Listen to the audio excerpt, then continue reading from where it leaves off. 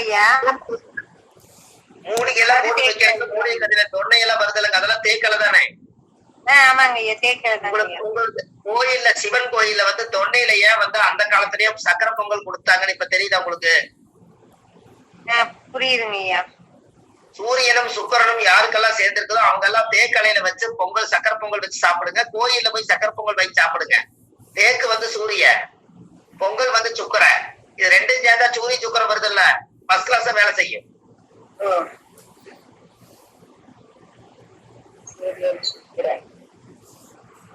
சூரியனும் சுக்கரனும் சேர்ந்துக்கிறவங்க தேக்கலையில சாப்பிடுங்க, தேக்கலையில சக்கரை பொங்கல் வாங்கி சாப்பிடுங்க. தொழிலே ஓடாம இருக்கிறவங்க 4 கோயில்ல போய் அன்னதானம் சாப்பிட்டீங்கன்னா தொழில் ஓடும். அப்படின்னு என்னங்க, கோயில்ல போய் அன்னதானம் சாப்பிட்டா என்ன காரணங்க? நாம நினைக்கிறது புண்ணியங்கிறோம். சாமி என்ன சொல்லுதுன்னா, அன்னதானம் வந்து 10ஆம் இடம், அன்னதானம் வந்து 10ஆம் இடம். புரியுதுங்களா? அப்ப அன்னதானம் போய் கோயில் 4 கோயில சாப்பிட்டீங்கன்னா 10ஆம் பாவம் வேலை செய்யும்போது தொழில் அதுக்கப்புறம் செட் ஆயிருப்பாங்க. எப்பெல்லாம் உங்களுக்கு தொழில் குறையா இருக்குதோ போய் அன்னதானம் போய் 100 பேருக்கு சாப்பாடு போடுவாங்கல்ல, அதுல ஒரு ஆள் உட்கார்ந்து இல்லாதவங்க போய் உட்கார்ந்து சாப்பிடுவாங்க. நாமளும் இல்லாதவங்களான்னு உட்காருங்க, சாப்பிட்டு வாங்க, உங்களுக்கு இருக்குதுன்னு எல்லாமே வந்துடும். ஐயா நல்லா பாருங்க, பிச்சை எடுக்கிறாங்க, அவங்கள நம்ம தவறா சொல்ல மாட்டோம். அவங்க கோயில்ல போய் அன்னதானம் கொடுக்குறாங்க, நீங்க சாப்பிடுறீங்க. அவர் எந்த நேரம் காசு புழங்கிட்டே இருக்கிறாரா? நம்மளை விட அவர் தானே காசு புழங்குறாரு. இப்ப சொல்லுங்க, இப்ப கோயில்ல அன்னதானம் சாப்பிட்டா காசு வருதா இல்லையா? ஐயா அவங்களுக்கு பேரு மாற்றி இருக்காங்க ஐயா, பணக்காரன் தான் சொல்லுவோம். சரி, இப்ப நல்லா யோசிங்க. இப்ப சில்லற காசெல்லாம் ஒழிச்சுட்டாங்க. 1 ரூபா 2 ரூபா 5 ரூபாயெல்லாம் இப்ப நம்ம கையில வச்சுக்கிறது இல்ல. இப்ப ஜோப்ல விட்டு எடுத்தோன்னே எத்தனை ரூபா போடுறீங்க? 10 ரூபாங்க ஐயா. 10 ரூபா போடுறீங்க. தொழில் எத்தனாமடா? 10ஆம் இடம். ஆமா, அவருக்கு தொழில் ஓடுதல்ல என்ன? அவருக்கு ஆமாங்க ஆமாங்க. புரியுதா உங்களுக்கு? அவரு 10 வாங்கிக்கிறாரு இல்லைங்க, அவரு 10ஆம் பாவத்தை வாங்கிக்கிறாரு இல்ல. அப்ப அன்னதானம் சாப்பிட்டீங்கன்னா அன்னதானம் 10ஆம் இடம். அதனால எப்பெல்லாம் நம்மளுக்கு சார்ஜ் குறையுதோ அப்பெல்லாம் கோயில்ல போய் அன்னதானம் சாப்பிட்டு வாங்க, அன்னதானம் போடுவாங்க. அன்னதானம் போடுறவரு இருக்கப்பட்டவரு, வாங்குறவரு இல்லாதப்பட்டவரு. அப்ப வாங்குறீங்கன்னா திருஷ்டி கழியுதல்ல என்ன? அவங்களுக்கு திருஷ்டி கழியுது இல்லையா? நம்ம வாங்கி சாப்பிட்டாலே திருஷ்டி கழியும், நம்ம திருஷ்டி கழியும்.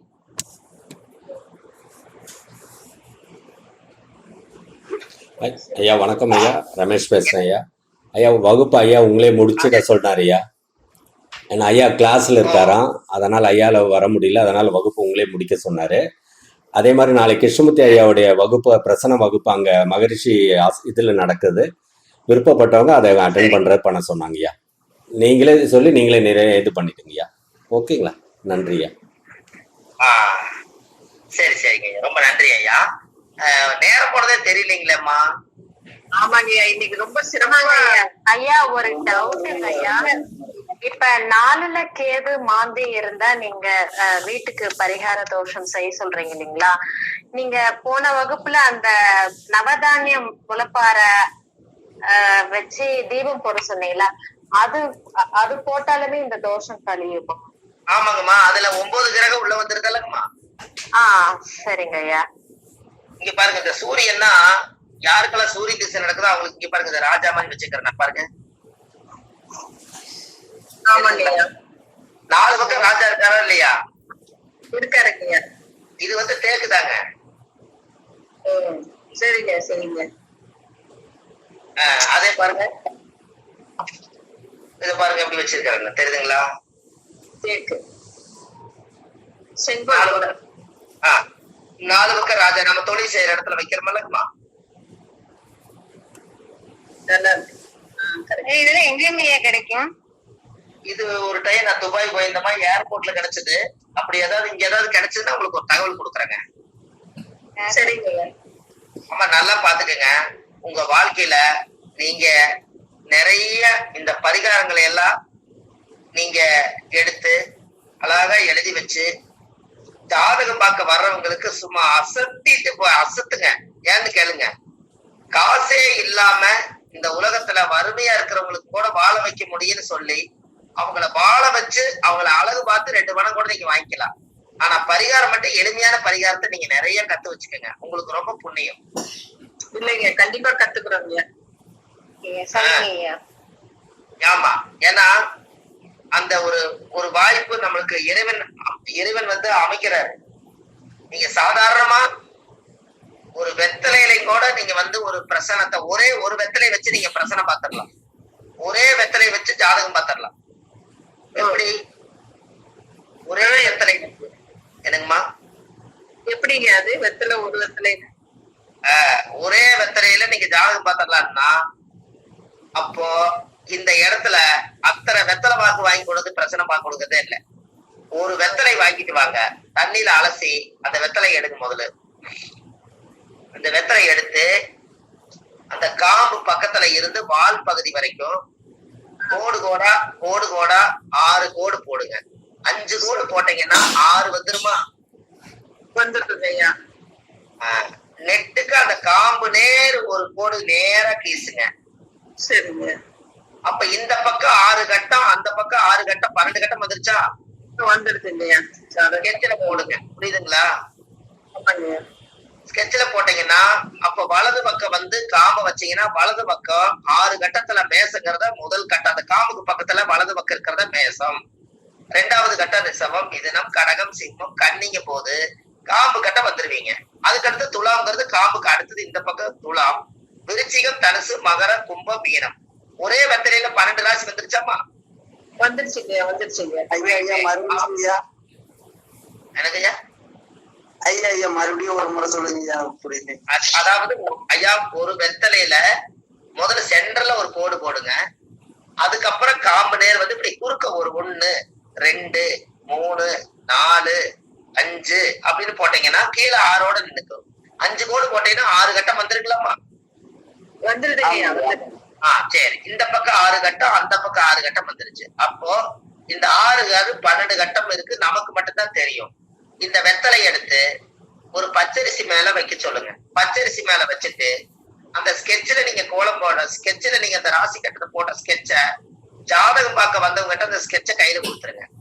இந்த கட்டத்துல வெத்தலையில இந்த இடத்துல எதுவுமே சொல்லாம இதுல ஏதாவது ஒரு கட்டத்துல வந்து ஒரு புள்ளி வைங்கமான்னு சொல்லுங்க.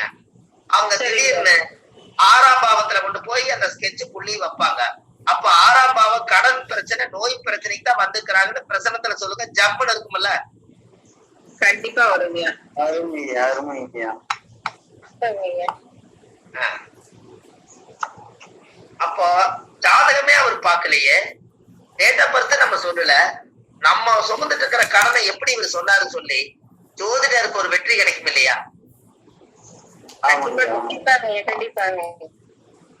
அப்போ இதுக்கு பேரு நீங்களே ஒரு பேரை கிரியேட் பண்ணிக்கங்க. இதுக்கு பேரு தொடுகுறி சாஸ்திரம்னு ஒண்ணு வச்சுக்கோங்க. அது என்ன தொடுகுறி சாஸ்திரம்?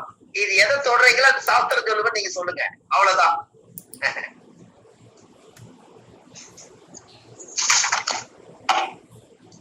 ஐயா ஐயா புரியுதா? தொடுகுறி சாஸ்திரம் கரெக்டுங்களாமா? கரெக்டுங்க, புரியுதுங்க. தொடு குறி சாஸ்திரம். சாஸ்திரம் தொடுகுறி சாஸ்திரம் பார்க்கப்படும் அப்படின்னு நீங்க போர்டு போட்டுக்கங்க.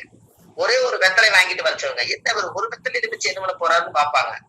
ஒரு வெத்தலையிலேயே அவங்களுக்கு எந்த பாவகத்தை அவங்க தொடுறாங்களோ ஸ்கெட்சில அந்த பாவகத்தினுடைய காரகத்துவத்தையும் பாவகத்தையும் எடுத்து சொன்னீங்கன்னா அவங்க வாழ்க்கைக்கு ஜாதகமே பூரா சொல்லிடலாம். அப்போ கரெக்டா அந்த 6ஆம் இடம்ங்கிறது கன்னியா இருக்கிறதுனால அவங்க வீட்டுல கண்ணியில போய் அவங்க வந்து தொட்டதுனால உங்க வீட்டுல கன்னி ராசிக்காரு கண்ணில கிடக்காரு யாராவது இருக்கிறாங்களான்னு கேளுங்க. நான் தானுங்க நீங்க தானுங்க ஒடியாருவாங்க. அப்ப போடுங்க, ஒரு கட்டத்தை போட்டு கண்ணில கடை போட்டுக்குங்க. அன்னைக்கு ஜோசி பார்க்க வந்தவங்களுடைய கோச்சார கிரகத்தை அதுல போட்டு அதுக்கு பலன் சொல்லுங்க, கரெக்டா வரும். ஓ சரிங்க. அப்ப திசா புத்தி தேவையில்லையாங்க? அதெல்லாம் வேண்டாம் விடுங்க. அதுக்கு இன்னைக்கு கோச்சாரத்துல கிரகம் கரண்ட்ல போயிட்டு இருக்குது இல்லைங்க. அவங்களுடைய லக்கணம் அவங்க கண்ணியை தொட்டுட்டாங்க. நீங்க கண்ணியை மையமா வச்சுட்டு இன்னைக்கு இருக்கிற கோச்சார கிரகத்தை எல்லாம் போட்டு இன்னைக்கு அவங்களுக்கு ஜாதகமே இல்லைனாலும் அவங்களுக்கு ஒரு ஜாதகத்தை அமைச்சு கையில கொடுத்துருங்க. இதுதான் பிறக்கும் போது கோச்சாரத்துல கரண்ட்ல வரும்போது ரெண்டும் ஒரே மாதிரிதான் மெர்ஜ் ஆகும். இதை வச்சா உங்க ஜாதகமே சொல்லிடலாம். அப்ப இந்த நம்ம உடல் பாகம் வந்து காம்புல இருந்து எடுத்துக்கணுமா நுனியில இருந்து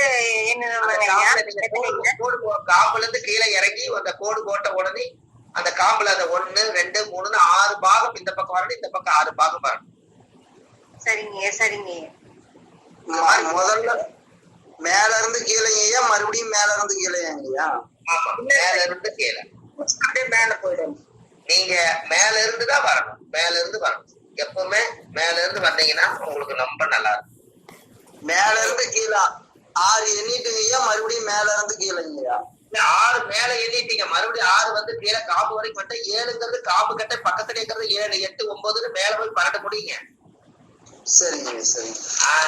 அது ஒரு நாளைக்கு முடிக்கல நுனியில தானே முடிக்கணும். மேல காம்பு கட்டையே லெஃப்ட் சைடு வருவீங்க, காம்பு கட்டையே லெஃப்ட் சைடு வந்துருவீங்க. சரி சரிங்க சரி. ரைட் சைடுல காம்பு கட்டை வந்து லெஃப்ட் சைடு வருவீங்க, கரெக்டா? சரிங்க சரிங்க. அவ்வளவுதான்.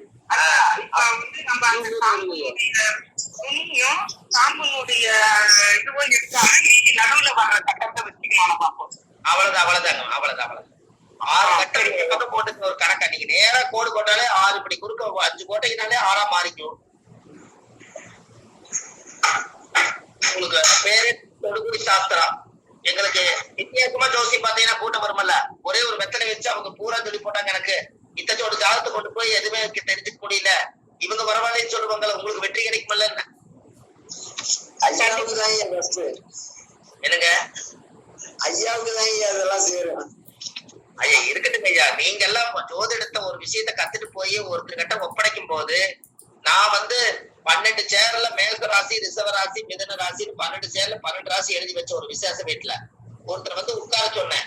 இந்த 12 சேர்ல எங்கேயாவது உட்காருங்க. அவர் ராசி சிம்ம ராசி, கரெக்டா போய் சிம்ம ராசி சேர்ந்தே பார்த்தாரு. திருப்பி பார்த்தா சிம்மம். இப்ப பிரபஞ்சம் கரெக்டா கூட்டிட்டு போதே இல்லைங்களா? என்னங்க ஐயா? அருமையா.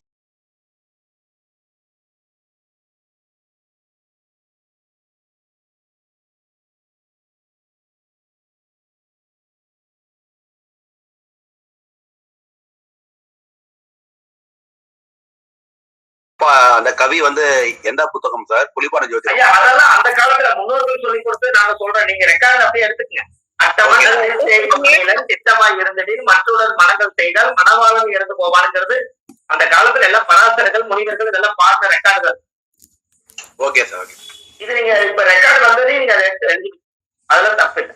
நீங்க இன்னொரு விஷயம் நல்லா தெரிஞ்சுக்கங்க. ஒரு பார்ட்னர் போடுறீங்க, 7ஆம் பாவத்தை போய் பாக்குறதுக்கு முன்னாடி ஒரு ரகசியத்தை நீங்க உங்களுக்கு இந்த 4வது கிளாஸ்ல உங்களுக்கு ஒரு ரகசியத்தை சொல்லி கொடுக்குறேன்.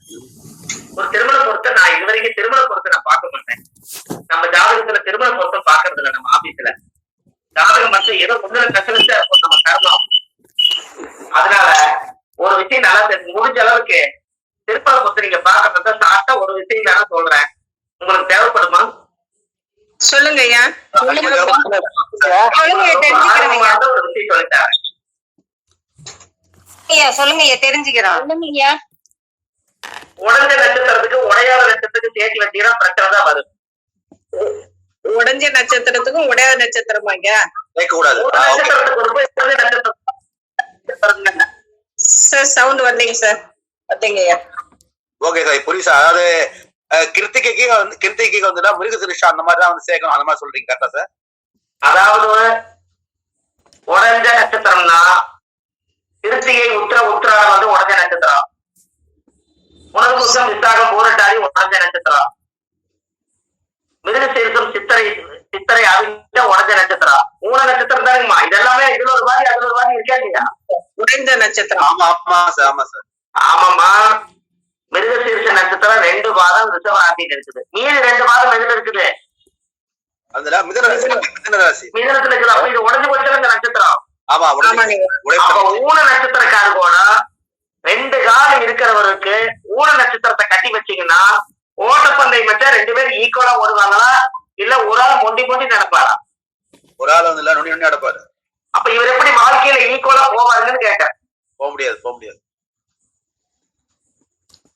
Super sir. அம்மா உங்களுக்கு எல்லாம் புரியலையா? புரியுதுங்கய்யா புரியுதுங்க. அதாவது உடஞ்ச நட்சத்திரம்னா ஊன நட்சத்திரம். அது ஏன் ஊன நட்சத்திரம் சொல்லணுங்கிறதுக்காக உடஞ்ச நட்சத்திரம் சொன்னான்.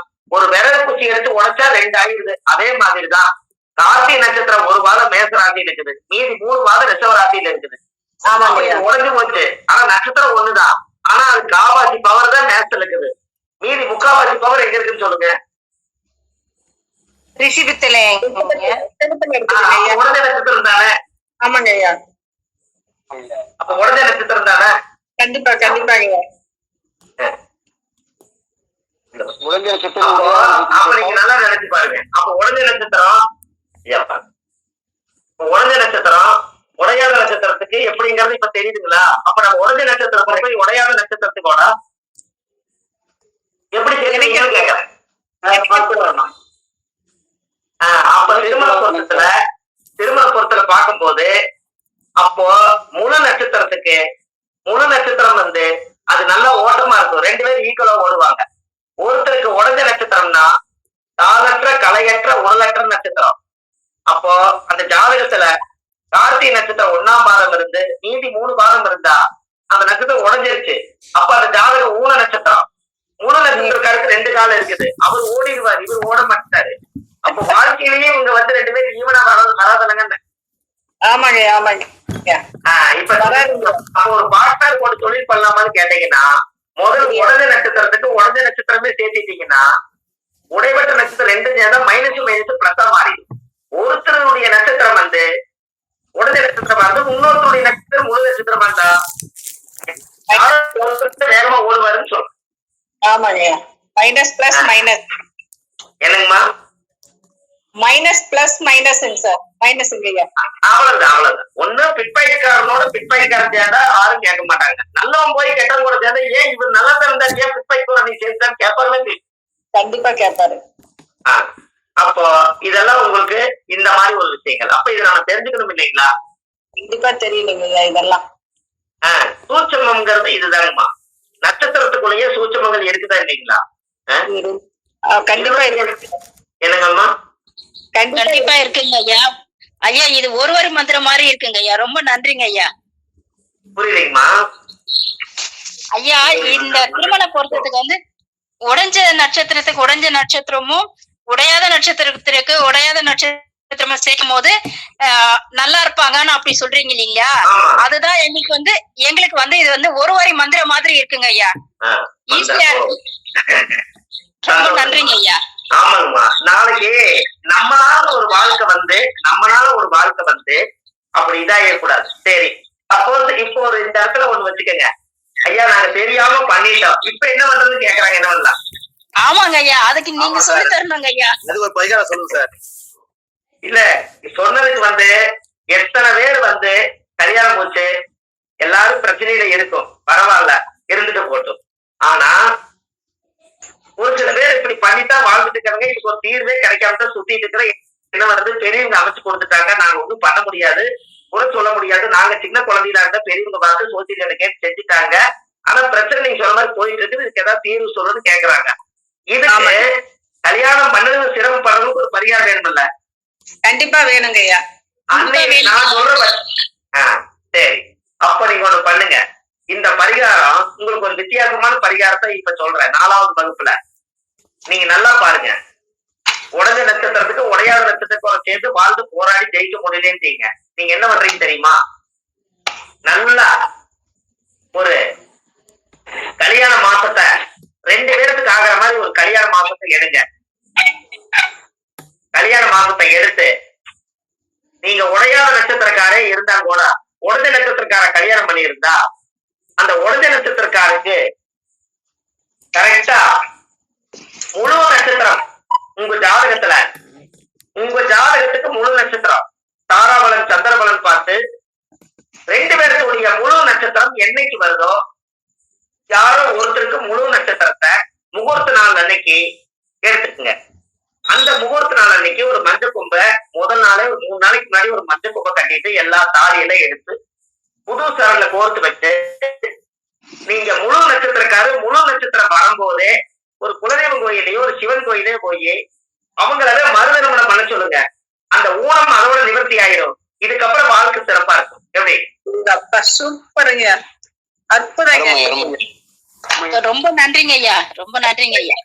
இது ஏன்னா பண்ணிட்டோம், வேற வழி வேணும்.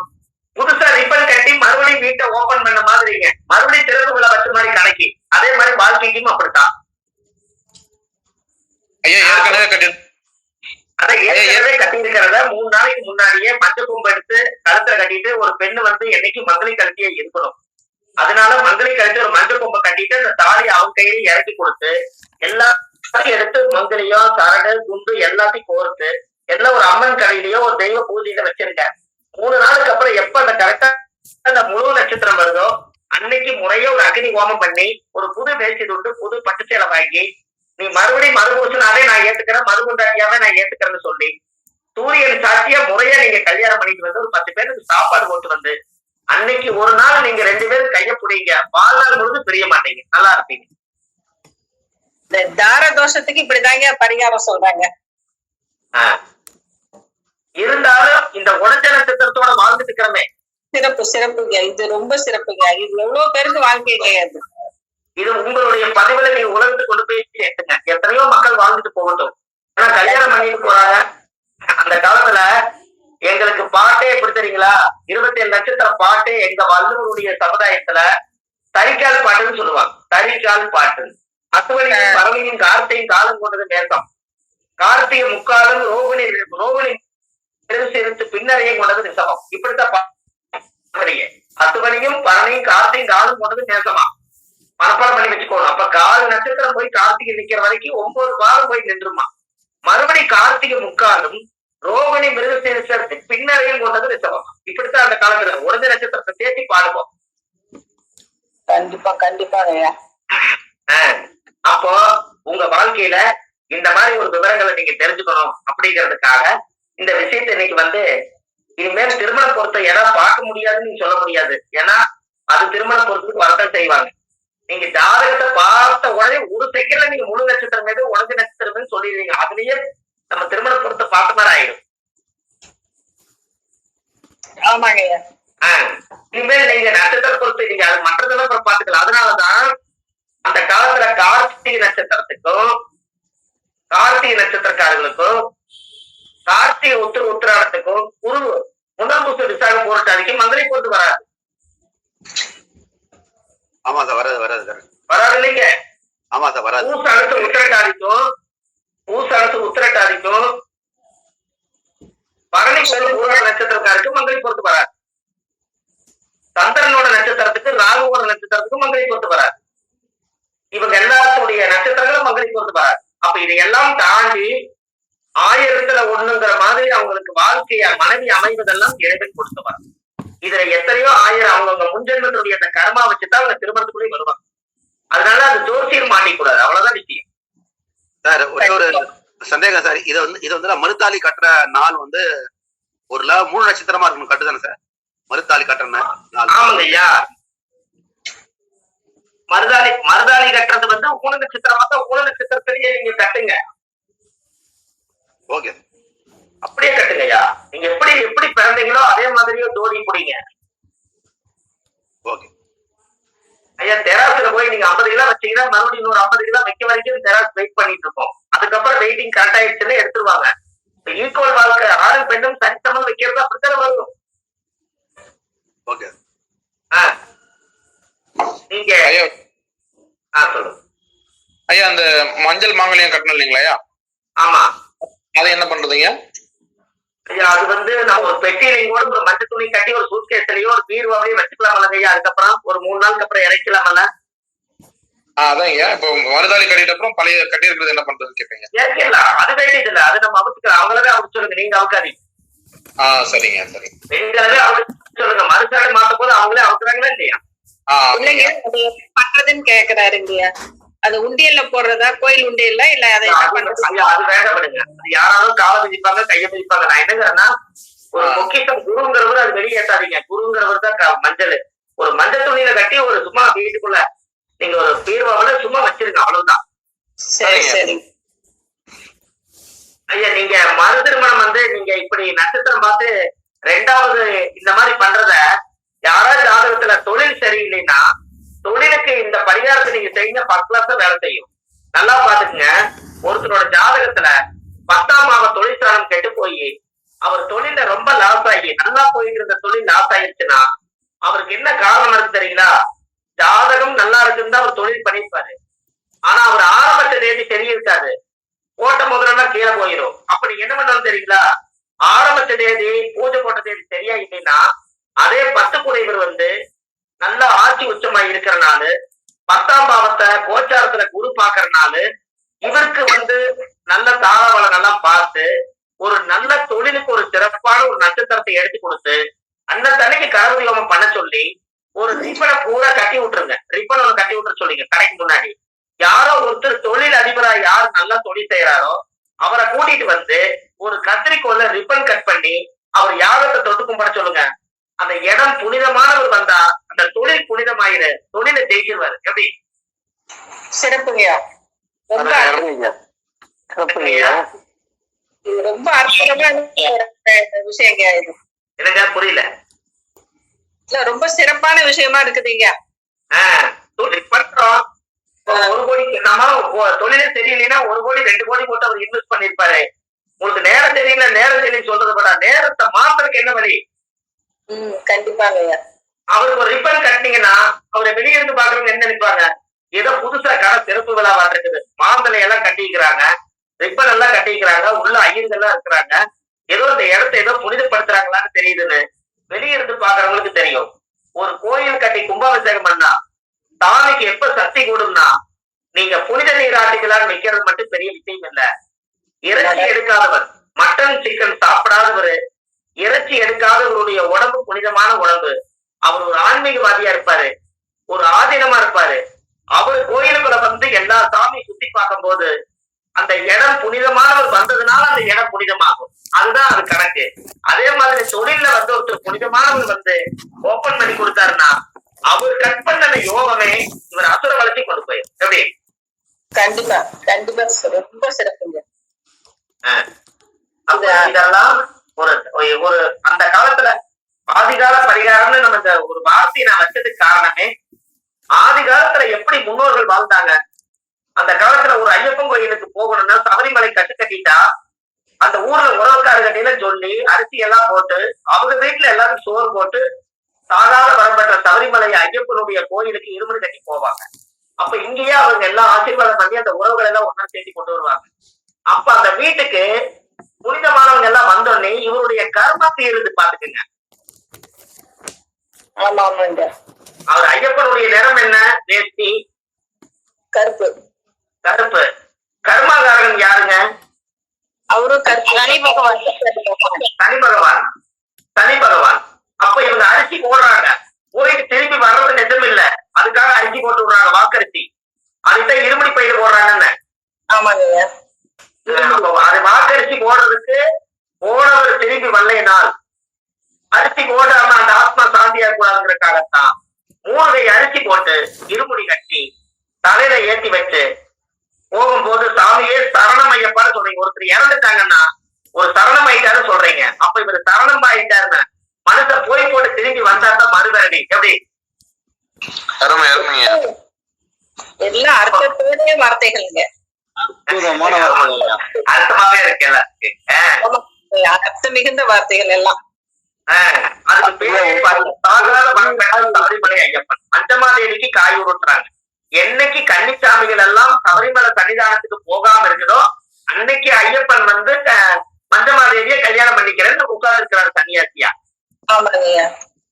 அப்போ சாவே இல்லாதவரு சாகாத வரமாங்கினவரு சபரிமலை ஐயப்பன் தான். அப்ப கர்மாகாரகன் அவர் எடுத்துக்கிட்டதே சனி பகவானுடைய கர்மாவத்தை எடுத்துட்டாரு. அன்னைக்கு ஐயப்பன் கோயில் கும்பாபிஷேகம்னா எல்லா வீட்லயும் சோறு போட்டு வாக்கரிசி போட்டு எல்லாரும் அந்த வீட்டுக்கு புனிதப்படுத்தி போவாங்க.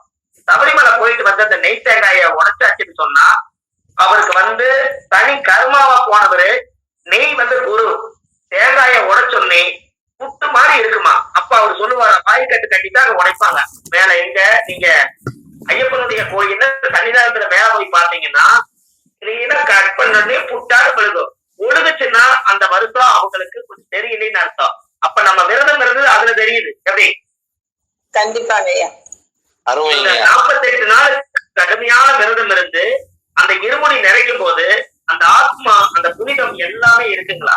அத்தனை பேரும் அந்த அரிசி எடுத்து போட்டுட்டு அந்த நெய் நிறைச்சு அந்த அடைச்சு குளிக்கிற அடைச்சு லீக் ஆகாம தலையில வச்சு சாமியே சரணமையப்பான்னு சொல்லி ஆத்மாத்மா அந்த சன்னிதானத்துக்கு மேல போய் எல்லாத்தையும் சாமிகள் எல்லாத்தையும் உட்கார வச்சு அந்த குருசாமி உடைப்பார்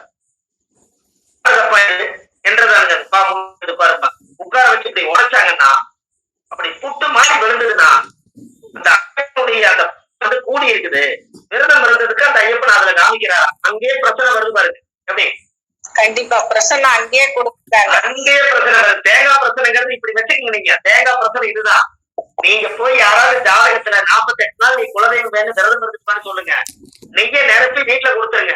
48 நாள் நீ சாமி கும்பிட்டு வா, உங்க தேங்காய் உடைச்சு பாக்கலாங்க. உடைச்சு பாருங்க. குலதெய்வ சக்தி உண்மையா இருந்தா முட்டு மாதிரி விழுந்துச்சுன்னா குலதெய்வம்ன்ற வீட்டுல இருக்குது. உழுதுச்சுன்னா தெய்வம் கோபிச்சுட்டு வெளியே நிற்குதுன்னு சொல்லுங்க. சரியா இருக்கு.